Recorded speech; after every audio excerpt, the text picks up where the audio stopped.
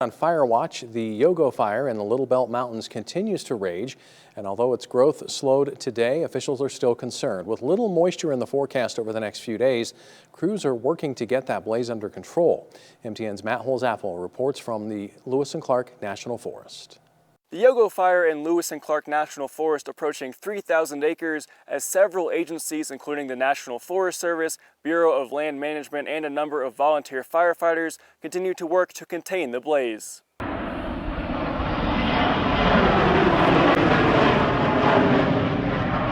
Started out at just a couple of hundred acres to begin with, and then had explosive growth yesterday. The Yogo Fire was sparked on October 3rd, about a mile and a half south of Yogo Peak in Judith Basin County. So when you put that low relative humidity, you've got the wind-driven event as well, and then just, the landscape, the fuel moisture, things are really dry. So all of those come together, makes for really active fire behavior. The cause of the fire is still under investigation as of Monday night. In the midst of a busy fire season across the country, resources are in high demand. You're competing for high-value resources, especially in California, is winning that competition, rightfully so. They have a lot of values at risk in exponential form that's bringing those resources over there. So we're getting what we can, what's available to us, and then putting them to work. We're actually up in the fire zone right now, hence the need for the protective equipment. Now, several areas in and around Lewis and Clark National Forest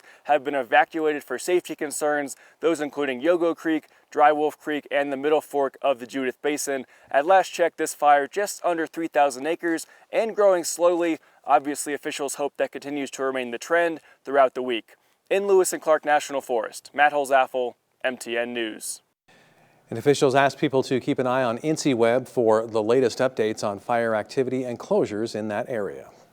Some local businesses are keeping a close eye on the fire tonight, but they're not panicking. Early this afternoon, the fire was about 8 miles away from SHOWDOwn ski area. Staff has been able to occasionally see smoke plumes from the fire. The manager of the nearby Nyhart Inconvenience Store said the Forest Service is keeping the town updated on the fire's location, which helps relieve some of the concern. The Forest Service will let us know if it's time to evacuate, and we do have a fire procedure in place that our staff is aware of, and the biggest thing is keeping our people safe. Patrick says any impact to the ski season will depend on how that fire develops.